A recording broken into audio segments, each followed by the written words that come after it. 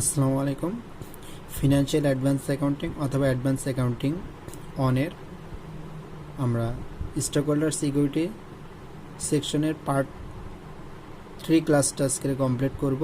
Part 3 ক্লাসে আপনাদের থাকতেছে 5 নম্বর প্রবলেম আর 6 নম্বর প্রবলেমের সলভ।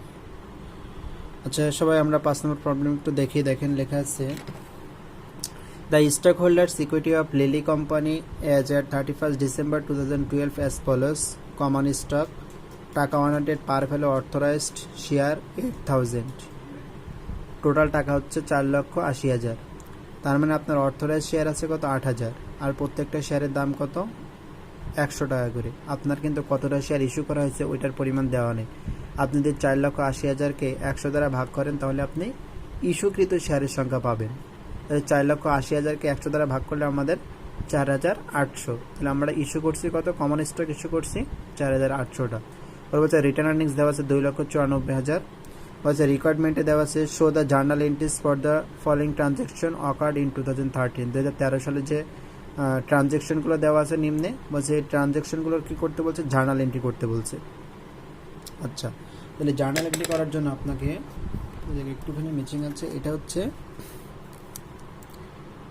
এ নাম্বার আর এটা হচ্ছে বি নাম্বার।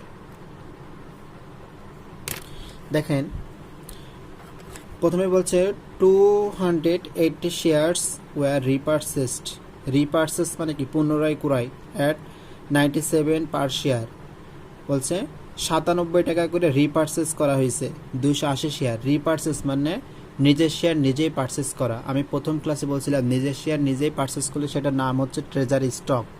তাহলে আপনি নিজের শেয়ার নিজেই যদি পারচেস করেন সেটা হচ্ছে ট্রেজারি স্টক পারচেস করা হচ্ছে। তাহলে ট্রেজারি স্টক যদি পারচেস করেন তাহলে যেটা পারচেস করবেন সেটা হবে ডেবিট। তাহলে ট্রেজারি স্টক ডেবিট আর আপনার কাছ থেকে চলে যাবে কি নগদ টাকা, তাহলে ক্যাশ ক্রেডিট। 2 নম্বরে বলছে cash dividend was declared at টাকা 20 পার শেয়ার। প্রত্যেকটা শেয়ারের বিপক্ষে আপনি নগদ লভ্যাংশ ঘোষণা করবেন, ডিক্লার করছেন। তাহলে ঘোষণা করলে তার জার্নাল হচ্ছে কি, আর আপনি এই লভ্যাংশটা ডিভিডেন্ডটা ঘোষণা করবেন রিটার্ন আর্নিংস থেকে। তাহলে আপনি রিটার্ন আর্নিংস থেকে ঘোষণা করতেছেন, তাহলে আপনার রিটার্ন আর্নিংসের পরিমাণ কমে যাচ্ছে। তাহলে কমে গেলে রিটার্ন আর্নিংস ডেবিট, আর আপনি ডিক্লার করছেন ডিভিডেন্ড পেয়েবল ক্রেডিট। আপনি কিন্তু এখনও পেড করেন না, জাস্ট ডিক্লার করছেন। ডিক্লার করলে আপনার দায়বদ্ধতা সৃষ্টি হবে। 3 নম্বরে বলছে the proposed dividend was paid. আপনি যেটা ঘোষণা করছেন ওইটা কী করলেন, পেইড করে দিয়েছেন। তাহলে এখন যখন পেইড করবেন তখন আপনার দায় কিছুটা কমে যাবে। তাহলে দায় কমে গেলে ডিভিডেন্ড পেয়েবল ডেবিট আর ক্যাশ ক্রেডিট, আপনার কাছ থেকে নগদ টাকা চলে যাবে। 4 নম্বরে বলছে the repurchase treasury stock was sold at টাকা 102 ইচ। প্রত্যেকটা শেয়ার আপনি 102 টাকায় বিক্রয় করছেন। রিপারচেস আপনি যেটা ক্রয় করছিলেন, যে ট্রেজারি স্টকটা ক্রয় করছিলেন 280 শেয়ার ক্রয় করছিলেন 97 টাকা করে, ওইটা আজকে আপনি বিক্রয় করছেন কত 102 টাকা। তার মানে কি অধিহারে বিক্রয় করছেন। তাহলে আপনি যদি অধিহারে বিক্রয় করেন ট্রেজারি স্টকটা, তাহলে কি অধিহারে জার্নাল দিতে হবে। তাহলে আপনি বিক্রয় করলে কি নগদ টাকা পাবেন, ক্যাশ ডেবিট, আর আপনি বিক্রয় করতেছেন কি ট্রেজারি স্টক ক্রেডিট, আর আপনি অধিহারে বিক্রয় করছেন, এই জন্য আপনার জার্নাল হবে paid in capital from treasury stock credit. আর বি নম্বরে বলছে net income earned in 2013 was টাকা 94,000। Prepare the stock holders equity statement as on 31st December 2013। A number রিকোয়ারমেন্টে ছিল আমাদের জার্নাল। বি নম্বর রিকোয়ারমেন্টে বলছে যে আমাদের নেট ইনকাম যদি 94,000 টাকা হয় তাহলে আমাদের একটা ব্যালেন্স শিট তৈরি করা। আমি তো এখনও ব্যালেন্স শিট করাইনি, এই জন্য বি নম্বর রিকোয়ারমেন্টে স্টপ থাকবে। আমরা এ নম্বর রিকোয়ারমেন্টের সলভটা একটু সবাই ফলো করব। দেখেন দেওয়া আছে, আমি কিন্তু সলভটা একটু আগেই কোশ্চেন পড়ার সময় বোঝাই দিচ্ছি, তারপরে আবার আপনাদের সলভটা আপনাদের সামনে উপস্থাপন করলাম। দেখেন প্রথমে হচ্ছে আমরা 280 শেয়ার রিপারচেস করছিলাম, তাহলে রিপারচেস করলে তার জার্নাল ট্রেজারি স্টক ডেবিট 280 গুণ 97 ক্যাশ ক্রেডিট। পরে বলছে আপনারা ডিভিডেন্ড ঘোষণা করছেন, ঘোষণা journal return earnings debit dividend payable credit. আচ্ছা এখন আমার কথা হচ্ছে যে এখানে এই যে টাকার অ্যামাউন্টটা কীভাবে আসছে। দেখেন আপনার বাজারে কতটা শেয়ার ছিল, ওই যে প্রথমে যে আপনার এখানে কিন্তু শেয়ারটা সরাসরি দেওয়া নাই। দেখেন 4,80,000 টাকা আপনি ইস্যু করছেন, বাট কয়টা শেয়ার ইস্যু করছেন আপনার দেওয়া নেই। আপনি যদি 4,80,000কে 100 দ্বারা ভাগ করেন তাহলে আপনি কয়টা শেয়ার ইস্যু করছেন, 4,800 শেয়ার বাজারে ইস্যু করছেন। অর্থাৎ আপনার বাজারে আছে কত 4,800 শেয়ার। এই 4,800 শেয়ার থেকে আপনি পারচেস করছেন কয়টা, 280 শেয়ার পারচেস করছেন। তাহলে 4,800 শেয়ার থেকে যদি আপনি 280টা শেয়ার পারচেস করে নেন, দেখেন 4800 শেয়ার থেকে যদি 280টা শেয়ার ক্রয় করে নিয়ে আসেন, তাহলে আপনার বাজারে এখন আছে কত? 4520। আর এই 4520টা স্টক হোল্ডার, শেয়ার হোল্ডারদের বিপক্ষে আপনি ডিভিডেন্ড দিচ্ছেন। কত টাকা করে ডিভিডেন্ড দিচ্ছেন? 20 টাকা করে ডিভিডেন্ড দিচ্ছেন। তাহলে দেখেন আপনার চলে আসছে এখানে 90,400।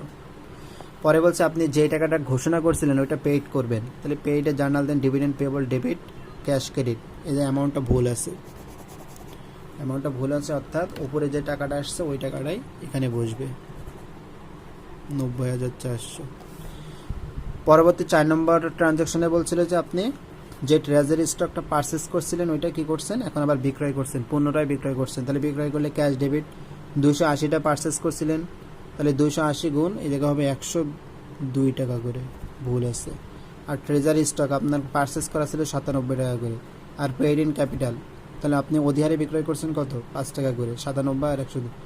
এই হচ্ছে আপনার জার্নাল এন্ট্রি। তাহলে আমাদের প্রবলেম 5 সলভ হয়েছে। এখন আমরা প্রবলেম 6টা দেখব। দেখেন সবাই প্রবলেম 6 এর কোশ্চেনটাকে দেখেন। বলছে Aman limited reported the following accounts in the stockholders equity section of its December 31st 2014 balance sheet. আমাদের একটা ব্যালেন্স শিট দেওয়া আছে। কমন স্টক টাকা 5 পার, বলছে 1 lakh share authorised, 20,000 share issued. আমাদের ইস্যুর সংখ্যা দেওয়া আছে 1 লাখ। তাহলে প্রত্যেকটা শেয়ারের দাম কত করে? 5 টাকা করে। তাহলে আমাদের প্রত্যেকটা শেয়ারের দাম দেওয়া আছে, টাকা দেওয়া আছে, আমাদের ইস্যুর পরিমাণও দেওয়া আছে। বলছে অ্যাডিশনাল পেইড ইন ক্যাপিটাল, অতিরিক্ত বিক্রয় করছে 1,25,000, এটাও দেওয়া আছে। রিটার্ন আর্নিংসও দেওয়া আছে। এটা হচ্ছে আমাদের গত বছরের একটা ব্যালেন্স, তাহলে এটাকে আমরা গত বছরের ব্যালেন্স শিট বলতে পারি। আর এই বছরে এসে কি বলতেছে দেখেন, December 2000 during 2015 Aman limited took part in the following transaction concerning stock holders equity. বলছে purchased 1,700 shares of it outstanding common stock for টাকা 40 per share. Aman limited use cost method. দেখেন এখানে কি বলছে, 1700 শেয়ার কি করছে, বাজার থেকে পারচেস করছে। কত টাকা করে? 40 টাকা করে। তাহলে আপনি পারচেসের জার্নাল দিবেন। আউটস্ট্যান্ডিং মানে বাজারে যতটা বিদ্যমান আছে, বাজারে যা ছিল ওইখান থেকে আপনি 1700 শেয়ার 40 টাকা করে পারচেস করছেন, আপনি পারচেসের জার্নাল দিবেন। পরে কি বলছে দেখেন,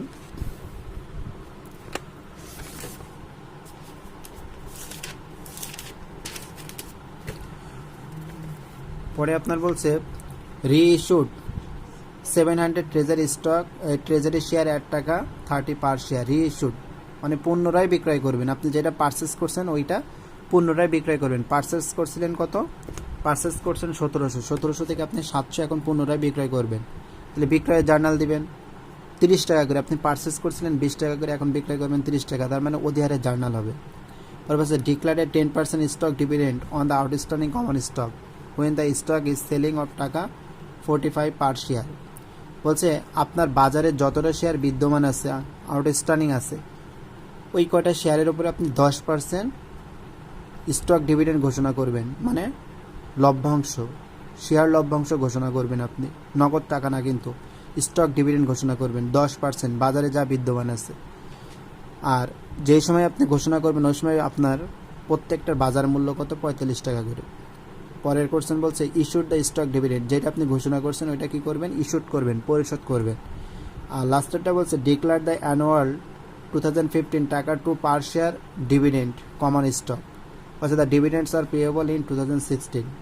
বলছে 2015 সালের আপনি বাৎসরিক 2 টাকা হারে শেয়ার ডিভিডেন্ড ঘোষণা করবেন। আগেরটা ছিল স্টক ডিভিডেন্ড, আর এটা হচ্ছে এটাও একই শেয়ার ডিভিডেন্ড ঘোষণা করবেন বাজারে যতটা শেয়ার থাকবে। তাহলে দেখেন আমরা সলভে চলে আসি। কি বলছে এখানে রিকোয়ারমেন্টে, prepare the journal entries to record the transaction described above, মানে উপরে যা ট্রানজ্যাকশন আছে তার জার্নাল করতে বলছে।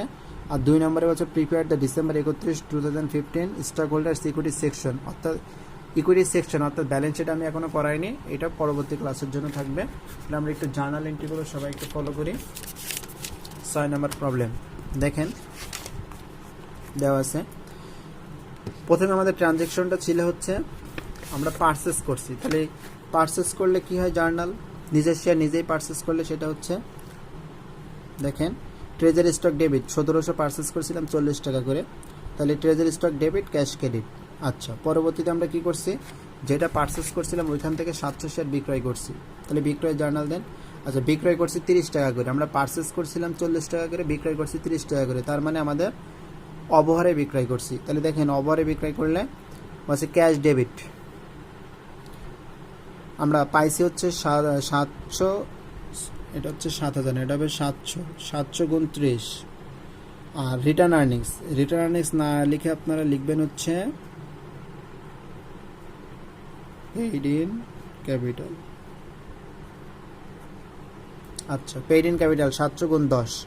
আর ট্রেজারি স্টক আপনার কাছ থেকে গেছে কত, 700 গুণ 40, অর্থাৎ আপনার কাছ থেকে যত টাকা দামের স্টক যাবে ওইটা বসাবেন এখানে, আর আপনি নগদ যত টাকা করে পাবেন ওইটার রেটটা এখানে বসাবেন, আর আপনার অধিহার বা অবহারের পরিমাণটা এখানে বসাবেন। পরে দেখেন আপনার কি বলছে, 3 নম্বরে বলছে যে আপনি 10% বাজারে যা বিদ্যমান আছে তার উপরে 10% স্টক ডিভিডেন্ড ঘোষণা করবেন। তাহলে দেখেন আপনার বাজারে আছে কত, একটু ক্যালকুলেশন করে দেখেন তো বাজারে কতটা আছে। আপনার বাজারে ছিল হচ্ছে, প্রথমে ছিল কত, 2000। আমি আবার একটু দেখাই, দেখেন আপনার এখানে কিন্তু লেখাই আছে যে 20,000 শেয়ার ইস্যু করছেন আপনি, আর আপনার বাজারে আছে কত, 20,000। আচ্ছা, 20,000 থেকে আপনি পারচেস করছেন কত, 1700, তাহলে পারচেস করলে কি আপনার স্টক হোল্ডারের পরিমাণটা কমে যাবে। আচ্ছা, পারচেস করার পরে পরক্ষণে আবার বিক্রয় করছেন কত, 700, তাহলে আপনার টোটাল আছে কত, 19,000। আমি আবারও বলতেছি, আপনার প্রথমে ইস্যুকৃত শেয়ার ছিল 20,000, ওইখান থেকে আপনি 1700 পারচেস করছেন, তাহলে পারচেস করলে মাইনাস বিক্রয় করছেন 700, তাহলে বিক্রয় করলে সেটা প্লাস হবে। তাহলে টোটাল আপনার বাজারে আছে কত শেয়ার হোল্ডার, 19,000 শেয়ার হোল্ডার আছে। আর এই 19,000 শেয়ার হোল্ডারের উপরে বলছে 10% স্টক ডিভিডেন্ড দিতে, তাহলে 19,000-এর 10% করলে হয় কত, 1900। তাহলে এই যে প্রত্যেকটা দাম কত করে, আমাদের 45 টাকা করে, আমাদের কোশ্চেনে দেওয়াই আছে যে রিটার্ন আর্নিংসের ওই সময় বাজার মূল্য কত হবে, 45 টাকা করে। তাহলে দেখেন রিটার্ন আর্নিংস 1900 গুণ 45। আচ্ছা, আর কমন স্টক ডিভিডেন্ড ডিস্ট্রিবিউটর, আপনার প্রত্যেকটা কমন স্টকে রেট দেওয়া ছিল কোশ্চেনে দেখেন কত টাকা করে রেট দেওয়া ছিল, 5 টাকা করে রেট দেওয়া ছিল। কমন স্টকের রেট হচ্ছে 5 টাকা করে, আপনার অরিজিনাল রেট 5 টাকা, বাট আপনি ডিভিডেন্ড ঘোষণা করার সময় ওটা কাউন্ট করছেন কত টাকা করে, 45 টাকা করে কাউন্ট করছেন, তার মানে অধিহারে কাউন্ট করা হয়েছে। তাহলে অধিহারে কাউন্ট করলে সেটা হচ্ছে paid in capital in excess of par, যত টাকা কাউন্ট করছেন তত টাকা বসা দিতে হবে, বেশি টাকাটা। লাস্ট জার্নাল হচ্ছে আপনার যেটা আপনি এখানে ঘোষণা করছেন ওটা পেইড করবেন, তাহলে পেইডের জার্নাল দিবেন। দেখেন এই যেটা আপনি ঘোষণা করছেন কমন স্টক ডিভিডেন্ড ডিস্ট্রিবিউটেবল, মানে দায় সৃষ্টি হয়েছে, দায়টা এখন পেইড করবেন। তাহলে কমন স্টক ডিভিডেন্ড ডিস্ট্রিবিউটেবল আপনি ঘোষণা করেছিলেন, মানে দায় সৃষ্টি হয়েছিল কত, 9,500, তাহলে এটা আপনি পেইড করে দিবেন। কমন স্টক ডিভিডেন্ড ডিস্ট্রিবিউটর 9,500 আর কমন স্টক ক্রেডিট। দেন আপনাদের লাস্ট একটা কোশ্চেন বলছে যে নতুন করে আপনি আবারও দেখেন এখানে বলছে 2015 সালে আপনার বাজারে যত শেয়ার থাকবে প্রত্যেকটা শেয়ারের বিপক্ষে আপনি 2 টাকা করে কমন স্টক ডিভিডেন্ড ঘোষণা করবেন। তাহলে কমন স্টক ডিভিডেন্ড ঘোষণা জার্নাল দেন, common stock dividend distributor debit আর কমন স্টক ক্রেডিট, সরি এই যে এই জার্নালটা হবে রিটার্ন আর্নিংস ডেবিট আর dividend payable, retained earnings debit আর ডিভিডেন্ড পেয়েবল ক্রেডিট। দেখেন আপনার বাজারে ছিল কত, প্রথমে 19,000, পরবর্তীতে আপনার 1900, তাহলে টোটাল হয়েছে কত আপনার 20,900। দেখেন আপনার প্রথমে ছিল এই জায়গায় কত 19,000, আর 19,000-এর 10% আপনি আবারও স্টক ডিভিডেন্ড দিচ্ছেন, তাহলে 10% দিলে কত 1900। তাহলে আপনার আগে ছিল হচ্ছে 19,000 আর আপনি 10% আবার নতুন করে দিচ্ছেন স্টক ডিভিডেন্ড, তাহলে হয় কত 1900। তাহলে টোটাল আপনার এখন বাজারে বিদ্যমান কয়টা শেয়ার হোল্ডার, 20,900। 20,900 শেয়ার হোল্ডার আপনার কয় টাকা করে ডিভিডেন্ড দিতে বলছে, 2 টাকা করে। তাহলে রিটার্ন আর্নিংস ডেবিট 20,900 আর ডিভিডেন্ড পেয়েবল ক্রেডিট 20,900, 2 টাকা করে গুণ করলে আপনি 41,800 টাকা। এই হচ্ছে আপনাদের 6 নম্বর কোশ্চেনের সলভ। আপনাদের সবার 8 নম্বর প্রবলেম সলভ করে নিয়ে আসবেন। 8 নম্বর প্রবলেম হচ্ছে বাসার হোমওয়ার্ক। আজকের ক্লাস এখানেই সমাপ্ত করা হলো।